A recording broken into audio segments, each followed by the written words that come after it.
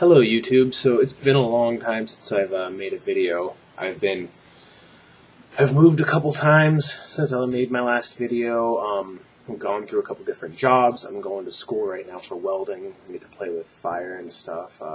It's kind of like it's the end of the summer quarter, so I'm done with school for another couple weeks. I've been training quite a bit. I had to take a long break off of working out because I couldn't find a job for a while, and my instructor, he didn't want the money. He's just like, Ryan, you need to find a job for yourself, just, for your own mental health and stuff. And I'm like, all right, fine. And it took 9 months to find a job, and then, so I don't really have anything in particular scripted, but I'm going to tell you a story. My first fight happened 2 or 3 years ago in September. Out in Moses Lake, which is a little town between Seattle and Spokane. It's like smack dab in the middle of the eastern half of Washington State, and there's not much going on there. And it was interesting. Like we went out there and we showed up for the.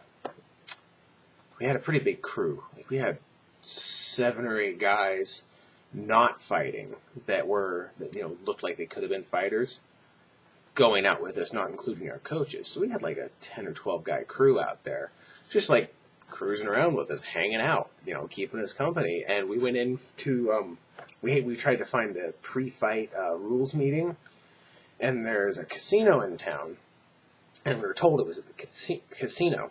And so we went to this casino, and they walk in, and they're like, Is this where the rules meeting is? They're like, oh no, it's this other casino over by the fire station. And so we find this place, and it's a little bar with like pull tabs, and that's the casino. And we're just like, what the fuck? Like this is a small town. And so it was really funny because like you walk into this rules meeting, and you smell the testosterone in the air. All these guys that are like preparing to beat the shit out of each other and be all big and bad and stuff. And they're all like eyeing each other up, and it's really ridiculous in a way. All that macho male posturing, and for a lot of guys, I guess that means a lot. But like, I come out to like songs like "White and Nerdy" by Weird Al Yankovic, or the jazz version of "Down with the Sickness." I come out with shit to fuck people up. I'm thinking about coming out to Olivia Newton-John's "Let's Get Physical," or like "It's Raining Men" or something for my next fight, just to fuck with people. I think it'd be fun. If you watch my fights, especially the newer ones, I've got a grin on my face most of it. Like, yeah, once I start getting tired, I don't smile as much, but I'm not like plastering a smile on my face, like, because that's just that hurts your face. But a little smirk. Yeah, I just enjoy it, even if I get tagged a little bit. I'm there because I enjoy it. If I didn't enjoy it, I wouldn't be doing this. I'd probably be a lot fatter than I am now, but I'd be doing something else. So the smell of testosterone and stuff, all that macho male posturing, is all bullshit. Anyway, so we get to the venue, and we got 2 other guys on the 2 other people on the card. Sarah Delalia, who now fights for Strikeforce, and Aaron. I don't remember his last name, but he now trains with Eddie Ellis.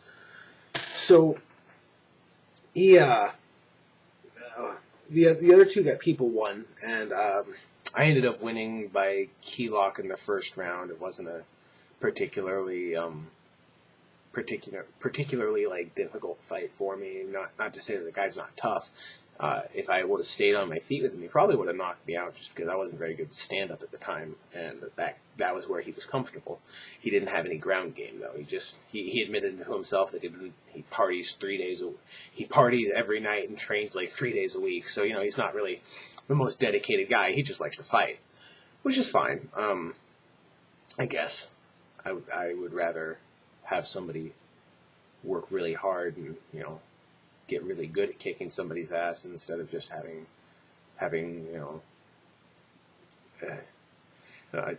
MMA is not really a hobby, it's a lifestyle if you're going to do it right. I go to the gym at 4 o'clock, 4:30, and I work out until 8 o'clock. And, you know, it's not really something where, like, you can do something else on the side full time and have a social life. Like, I'm going to school full time and working part time and training 4 or 5 hours a day, usually 5 to 6 days a week. So I don't have a bunch of a social life. I don't have time to go out and meet the ladies like I want to. That, and I don't really have the social skills. That's why I'm talking to a camera. So I ended up winning my fight, but at one point in the fight, I had thrown an arm bar from mount, and the arm bar bounced loose. You know, your arm needs to be straight, thumb up, and his arm had gone crooked somehow, and so the joint lock does not work at that point. And I hear, "Break his fucking arm!" And I'm like, who the fuck is that asshole? It was my coach. And he thought the guy was, like, trying to, like, be macho and not tap out to a submission or whatever. And we all kind of, like, laugh at that because it's just really dumb. Why would you want to risk your arm for your ego? Like, your ego has no place on the mat, in the gym, especially in the cage, because the guy's not going to be nice to you. He's going to break your fucking arm or choke you unconscious or, whatever. There's no mercy, really, until the ref pulls you off. So I won, and it was really exciting. I wasn't even breathing hard. And then I stepped out of the cage, and I sat down outside. I went outside to get some air, and then the adrenaline hit. And it was, whoo, and my heart rate just jumped through the roof, and I was breathing hard, and I was fucking exhausted, and it was crazy. It was definitely one of the weirdest feelings ever to, like, go through all that and be fine, and then as soon as you step outside, you're just like, whoa. And I think that's kind of one reason why you train like you do. That's why you spar so much. That's why you do so much, hard work, is so you're making the abnormal seem normal. I think that's a kind of a quote from a book called Gates of Fire, which I recommend you read, by Stephen Pressfield. And they were talking about how the Spartans would give things normal words, like if you're harvesting means you're taking someone's limb, you harvested a limb, you're stuff like that, giving everything like common vernacular for decapitating somebody or gutting someone or whatever, making it seem normal so you can do it day in, day out and not become a psychopath, like normalizing it, which I guess that kind of is becoming a psychopath. It's training you to do something that does not come naturally. And fighting, while it comes naturally for people after a while, a lot of times being able to do it skillfully and without passion, that doesn't come naturally. To be able to pick your opponent apart and to attack technically and intelligently and not make mistakes, that doesn't happen. Anyway, so the real reason why I'm telling you this story is I want it to be funny. And on my way home, everybody, like most of the people there, they're like staying at these hotel rooms that the guys who put on the fights provided for us, because we're a 4-hour drive away, 5-hour drive away. So they provided us hotel rooms, which is awesome. I mean, but I didn't want to hang out with a bunch of drunk people, and there was going to be like 10 people per room just hanging out and drinking, and I don't want to be in a small hotel room crowded that much with drunk people when I'm tired and I want to go to bed and I got shit to do the next day. So I hop in the car with my buddies. They all trained with me. None of them train at the gym consistently anymore. I know at least one guy who's still fighting, but the driver and the guy in the passenger back seat, the right side of the car in the back seat with me, they both smoked pot. And so they smoked like half a joint, and we took off. We're heading from Moses Lake to Ellensburg, which is like a straight shot. It's like flat ground.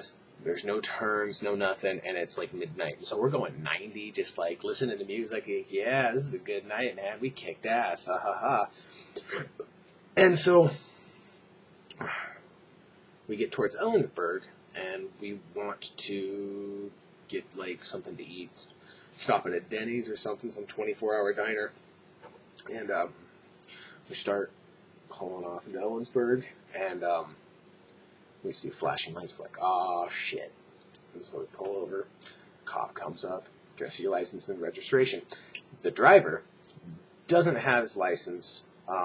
It's lost. He doesn't know where it is. He lost his wallet. So we're just like, fuck. And it's his girlfriend's car, and he doesn't know where the registration is. So they're looking for it, and Chris, the guy in the passenger seat, he opens the center console where you like keep your CDs and stuff, and that's where the joint is. So the cop hadn't smelled the pot before then. That's when he smelled it. Like, it was bad. And so he's like, okay. And another cop car pulls up, and they pull Brent out of the car.